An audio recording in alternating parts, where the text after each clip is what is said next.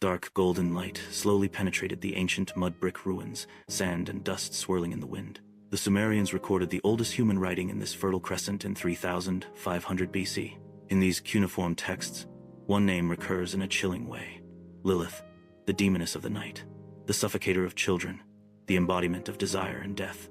She is not a fairy tale vampire with no fangs or cape. She is the wind of night that blows silently through windows and into the cradles of babies. She is not the enemy of mankind. Today, there is a Sumerian relief from 2000 BC in the British Museum, the Burney relief. The goddess in this relief is naked, winged, bird-clawed, and crowned with horns, standing between two owls, with two lions at her feet. Discovered in the 1930s, the relief was initially misidentified as Ishtar or Inanna. However, at the end of the 20th century, a group of scholars studying Babylonian mythology argued that it was Lilith in the reliefs who was the embodiment of chaos and night. In Akkadian, Lilu and Lilitu refer to ghosts and banshees that lurk at night and attack humans. The Bible says in Isaiah 34:14, "The beast will meet the beast, and the night demon will dwell in it." In the Hebrew Bible, this ambiguous passage refers to Lilith, and in the rabbinic tradition's interpretation, she is surprisingly identified, Adam's first wife. According to the Ben Sira alphabet, a Jewish document written in the 7th-10th centuries AD, Lilith was the first woman made from dust with Adam. When Adam commanded her to lie down, Lilith angrily said, "We are equals, and I will not lie under you." She called on God's true name and fled the Garden of Eden in the form of wind. Since then, she has become the mother of the fall, a symbol of abortion and premature death, legendary for killing human babies every night, or luring dreaming men into an abyss of desire. Lilith is not the direct ancestor of the vampire, but she lays down the archetype of the vampire, existing in the night, sucking the life out of the night, symbolizing lust and death, feminine. These traits were passed down from generation to generation, evolving into what would become the Nightwalker, the Wizard, and the Nightmare, until in medieval Europe, a new name emerged: Dracula. In the cultural DNA of the night, Lilith is a buried fossil who no longer has a form, but lives on in our every imagination of the fear of the night. In the next chapter, we will follow her shadow into the mystical literature of ancient Judaism, Persia, and Greece, revealing how Lilith was transformed, step by step, into a malevolent spirit. At midnight, in a stone-built house, as you lie in bed, slumbering with the faint light of the fire, suddenly your body stiffens, your eyes open, but you cannot move. Have you ever experienced a night like this? You can't move your body, as if something is pressing on your chest. Whispers are ringing in your ears, and a woman's figure appears in front of your eyes. Before the Middle Ages, the experience had a common name: nightmares. The roots of oppression and sleep still point to Lilith. Ancient Assyrian stone relief from the 7th century BC depicts a biplane female creature holding a snake and dagger. Images of Lilith made their way into Persian and Assyrian culture and were rechristened Arlatu and Lilu. They no longer just abducted babies, but turned to the human dream world. She became a phantom of the night visit, taking on the image of a woman to climb into a man's bed by night, to copulate with him, to draw out his essence, an intertwined act of mystery. On the illustrated page of the medieval magical manuscript, The Key of Solomon, a demoness is depicted kneeling over a dreaming man. This apparition was known in the late Middle Ages as the Phantom, succubus, Latin for lying female. She did not symbolize love, but rather the intersection of sex and death. According to the 15th century witchcraft manual, The Witch's Gavel, the chimera is described as a chimera sent by Satan to seduce people, who can strip them of their life force and soul, and even cause succubus hides during the day and appears at night. She sucks not blood, but energy and souls. Her descendants are known as Kamba demons, and are considered to be half-human, half-demon descendants, an extension of demons in the human world. An overlapping handwritten scrawl found on a page of the Spanish heresy trial archives, titled Investigation of Nocturnal Evil Spirits, records that Asfi, in 1497 in Seville, a 19-year-old carpenter died during the night. There were no signs of a struggle in his room, no wounds on his body. His eyes were wide open, and a small amount of blood had escaped. A trance-like expression came over his face, pleasure mingled with fear, as if he had seen something both tantalizing and terrifying on his deathbed. Church records of the time categorize it. Today, we call this phenomenon sleep paralysis. Why do people from different cultures around the world dream of such similar female apparitions when they cannot communicate with each other? In the Arab world, it is the personification of jinn. In Scandinavia, it is said to be Mara, who presses a saddle against a man's chest. In China, she is the source of ghosts pressing on the bed.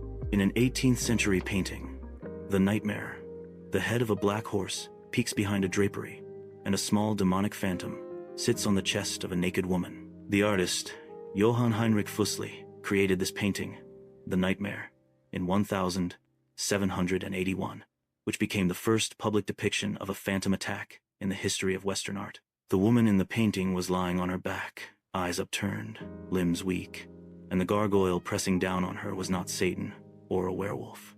It was the visual archetype of succubus, a shadowy figure. In the foggy Eastern European forest in the early morning, a dilapidated church and scattered tombstones peek out from between the branches and leaves. In 1725, Kiesin, Kiselova, a frontier village of the Austrian Empire, a man who had been dead for 10 weeks was exhumed from his grave. His body was not decomposed, his face was flushed, and blood remained at the corners of his mouth. The villagers were horrified. He had come back in the night and strangled his son, his wife, and his neighbors. So, in the presence of all the villagers, he was sawed off his head, his chest nailed to port. This event became the first officially documented vampire grave digging case in Western literature. Manuscript of the Austrian medical officer's papers. Archival page stamped with the Imperial coat of arms is unfolded. Document title: Report of the Military Inquiry into the Death and Post Mortem. The protagonist, Petar Blagojevich, is said to have returned to the village within 10 days of his death and killed 9 people, with the dead all describing him as having visited in the night. Investigating Officer Helm wrote in his report, although this officer does not believe in superstition, because the villagers were in a state of extreme panic. If not dealt with, it was feared. Look at this map of Europe, with the red dots labeled Vampire Boom, over a large area of Central Europe, with years centered on 1,700 and 21,730. This was not an isolated case. In the 1,720s and 1,730s, a vampire plague broke out in Austria, Poland, Slovakia, Moldavia, all of Eastern Central Europe. In just 10 years, there have been at least 35 officially documented incidents of vampire body disposal, including head sawing, staking, heart shoveling, burning, and chaining of limbs to prevent. Late at night in the cemetery, a newly buried body was quietly exhumed, and several hooded men surrounded the pit, armed with stakes and torches. The vampire, an undecayed corpse before it enters literature and theater. It is not the soul, but the body itself, that is considered alive. This is a challenge to the order of death. An incorruptible body is evil. An active body is a curse. This fear, however, was closely related to the social context of plague, malnutrition, and sudden death. People do not understand the principle of disease transmission, but when they observe that after a person's death, relatives and friends die one after another, they deduce that he is coming back. Modern forensic science explains it as follows. In the early stages of decomposition, the intestines swell with gas, causing blood to spill out of the mouth and nose, seemingly sucking blood, nails. If the soil is cold or dry, the body can remain intact for more than a month. But in the 18th century, these phenomena were seen as hard evidence of the return of the dead. This is a medieval monastic illustrated book, a painting depicting a dead man sitting up from a coffin with a flushed face and glowing eyes. The earliest recorded use of the word vampire in the Western language came from a Serbian incident reported in the London Magazine in 1734. Since then, the word vampire has spread from Eastern Europe into German, French, and eventually into the English-speaking world, becoming a cultural archetype in its own right. The vampire is no longer just a shadow in a dream or a temptress. At this stage, it is transformed from a spirit to a corpse, from a nocturnal demoness to an actual dead person whose coffin is. This is the origin of the modern vampire myth of immortality in the flesh. But that was only the beginning, for the next name would revolutionize the symbolism, status, and appearance of the vampire. Transylvania, 1456. Dracula, a name that today symbolizes night, long teeth, and eternal life. But at the beginning of history, he belonged not to the night, but to the battlefield. His name does not carry blood. He, not a fictional character, but a real prince, Vlad the Third, Dracula. In the 15th century AD, the southern part of today's Romania was once a small country, Wallachia, caught between powers. Vlad the Third was the prince of the country, and his father, Vlad the Second, was a member of the Knights of the Dragon granted by the Holy Roman Empire and given the name Dracul, meaning dragon, and Dracula, which means son of the dragon.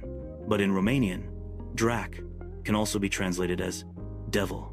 Thus, Dracula has two identities at the same time, son of the dragon and son of the devil. After regaining the throne in 1456, Vlad III began a 6-year ironic reign. His style of governance was known to posterity as the King of Pile Penalty. According to documents, one of his cruelest punishments took place in 1462, when an Ottoman emissary who refused to remove his turban to salute him was ordered to be crucified alive with his turban not. Even more shocking, he crucified 20 people at once and dined in the forest of staked bodies. Westerners called him Vlad Epesh, Vlad the Impaler. Insert: woodcut printed in Nuremberg, Germany, titled The Atrocities of Prince Dracula. This is an illustrated leaflet spread by a German merchant of the horrors of the early printing press. It depicts Vlad with a cold face, sitting in a pile of corpses and drinking like a bloodthirsty demon. And it was these images that would later inspire a British writer named Bram Stoker. In 1897, London, Bram Stoker spent 7 years writing a book, Dracula, and he borrowed the name and legend of Vlad III, combining it with the vampire folklore of Central Europe to create a character unparalleled in the history of literature. A sleeper who lives in a Tranbolsa, sucking the blood of virgins and remaining eternally afraid of the cross, garlic, and sunlight. This is exactly what we know, the image of the vampire count. Dracula is not the image of a single figure. He is a synthesis of history, politics, religion, culture, and literature. There's the cold, violent will to power of Vlad III. There's the legend of the blood-sucking corpses of Central Europe. There's Lilith's nocturnal phantoms and sexual horrors. And Christian civilization's symbolic anxiety about eternal life and the fall of the soul. In Victorian England, the vampire became a symbol of sexual repression and moral collapse. Dracula was no longer just a prince, but a carrier of civilized fear. But history leaves a mystery. The body of Vlad III, never found. His grave was once exhumed at Snegov Monastery, but the crypt was empty. This, one cannot help but wonder, the prince who believed in death and used blood as a symbol of power, was he really dead? Have you ever wondered about the detail of a vampire standing in front of you, but unable to reflect the figure in a mirror? This is not just a literary depiction, but a consensus that runs through Sen. But its source is not modern technology, but a deep symbolic metaphor. In the library of a medieval European monastery, there is a book of magic mirrors, illustrated with magical manipulations of the reflection in mirrors. Mirrors were a rare ritual tool in the Middle Ages, used in divination, alchemy, and spirit detection. Silver mirrors were believed to reflect the real soul.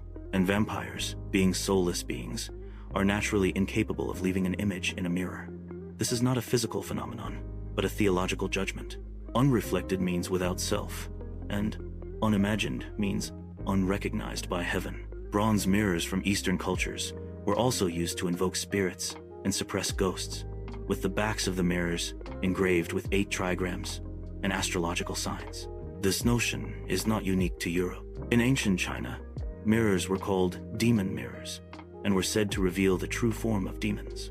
It is written in the Taiping Guangji that whenever a demon or a phantom is haunted by a person, in Japan, mirrors are also used in Shinto rituals as an interface for the presence of the gods. Mirrors are interfaces to another world. Therefore, a being that cannot be reflected in a mirror is no. Bram Stoker wrote in Dracula, published in 1897. I stood in front of the mirror to shave, only to realize I was alone. He stood behind me, but without a reflection. This is the first literary depiction of the vampire, mirrorless shadow. At a time of high religiosity and sensitivity to the existence of the soul, this was a strong signal that Dracula was not immortal.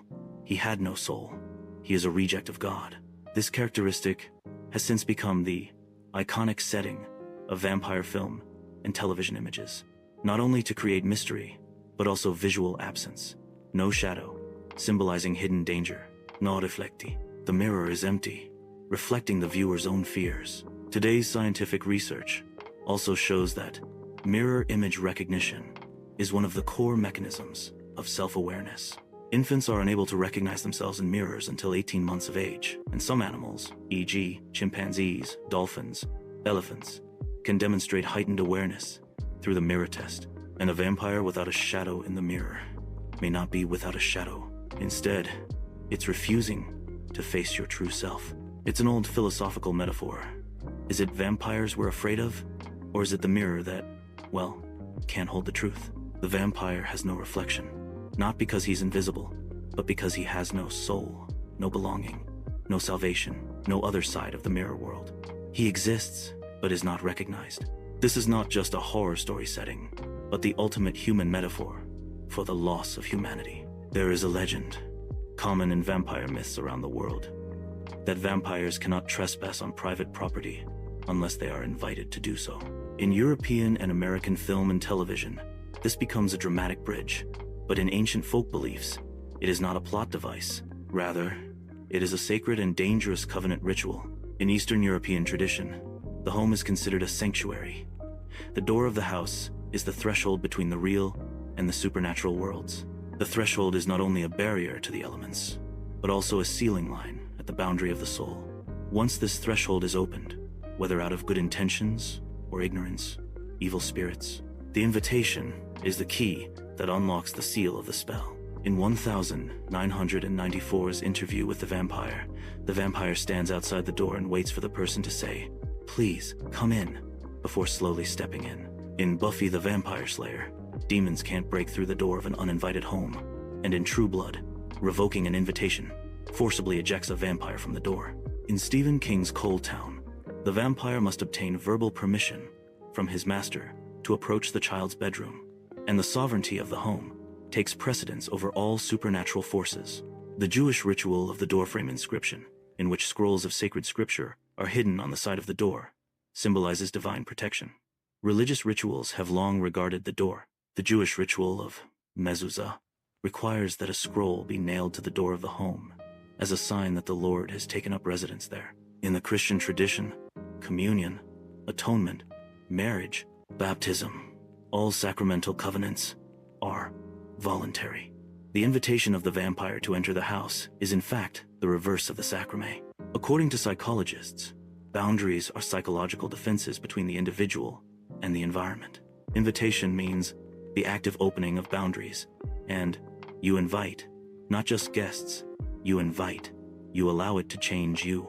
In the archives of the 16th century witchcraft trials in England, the key phrase, "Did she give it permission?" is repeated in the questioning about demonic possession.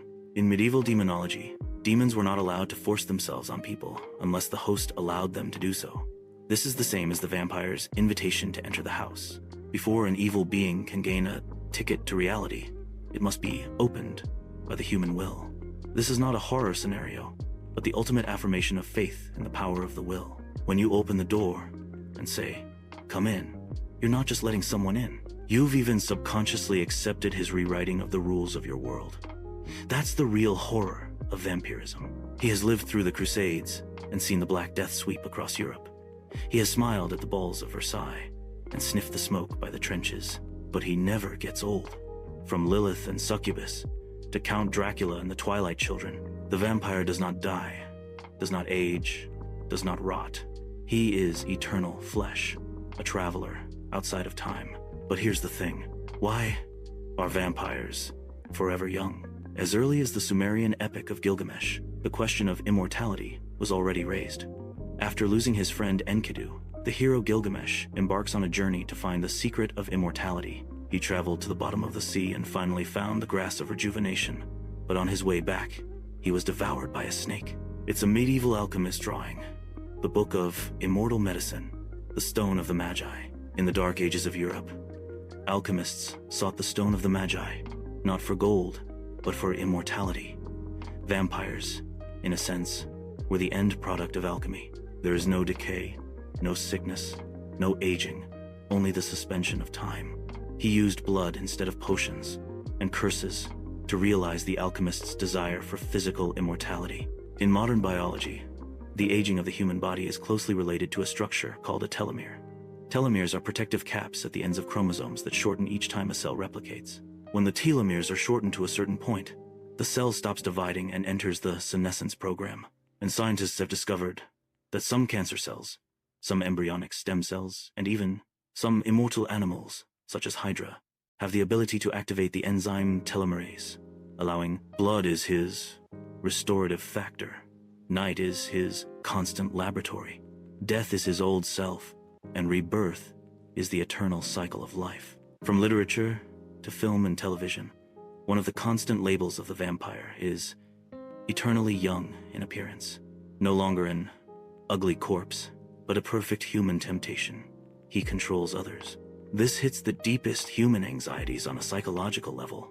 We are constantly aging, losing vitality, and eventually decaying, while he, forever, stays in his most attractive years. But is this immortality really something to be envied? In theology, physical immortality is not a blessing, but a curse. Cain in Jewish mythology and the Wanderer in the legend of Christ are the undead.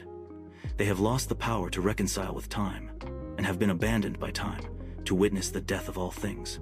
This is a true reflection of the vampire. He does not die, but he can never die. He has life, but he has lost the salvation of the end forever. Forever young may seem tantalizing, but it is lonely. The vampire is immortal, but he does not belong to the future, nor to the past. He is simply a prisoner of time. If you could only leave one imagery to define a vampire, it would be blood. Blood, their food, their lust, their passport, and their curse. But why blood? Why not soul, body, or even life? Why do vampires prefer to drink blood? It's not just nutritional intake in the physical sense. It's a deep ritual that traverses time, religion, culture, and instinct. Since ancient times, blood has been life. In ancient Egypt, blood was regarded as the flow of the gods. In rituals, blood was the medium of communication between humans and gods. In Greek mythology, in the Odyssey, it is the blood of livestock that Odysseus uses to summon the soul of Tiresias. Blood, an evocation, a communication, the only contract that flows between the living and the dead. All three of the world's major monotheistic religions have strict prohibitions against drinking blood. The book of Leviticus explicitly states, "You shall not eat anything with blood, for blood is life." In the Christian Eucharist, Jesus called the wine my blood and commanded his disciples to drink it to symbolize unity. Blood is both a sacred thing and a line that cannot be transgressed. This makes the vampire's behavior not just anti-human, but anti-divine. He drinks blood, not in order to live, but in order to be separated from God's providence forever. The very act of sucking blood is full of multiple symbols: sexual, contact, penetration, exchange, possession, sovereignty over the other's life, fusion. The blood enters the body, rebirth. The sucked may become the next vampire. This is the dissolution of the boundaries between flesh and spirit. Sucking blood is no longer killing, but a sort of reverse communion. From a scientific point of view, blood is the body's most central information carrier. It carries oxygen, hormones, memory antibodies, and genetic instructions. Vampirism is, in a sense, the reading of another person's life file. In literature, this is sublimated into a highly symbolic act. The vampire, possessing not only your blood, the vampire's blood drinking is not an act, but more like an ancient contract. You let me live, and I take a part of you. But the price is that you will lose your humanity, or be assimilated. Blood has become a medium of transformation that connects the human and the non-human. It is both a symbol of life and the beginning of change. We traveled through 7,000 years of history and mythology, from the night devils of Mesopotamia to the grave-digging rituals of the Middle Ages, from the bloody thrones of Dracula to the youth. The vampire is always present, changing his image and repeating his desires. He feeds not only on blood, but on the deepest desires of mankind, the love of youth, the resistance to death. Perhaps the vampire has never left us, because in a sense, each of us has a shadow that longs for immortality hidden in our hearts. If you like this kind of deep exploration and mysterious narrative. Please like, subscribe, and leave a comment telling us what you think is the closest thing to a real vampire. Maybe, in the next video, we'll take you, step into the real vampire incident files, and uncover the truth about the Night Stalker hidden in modern society.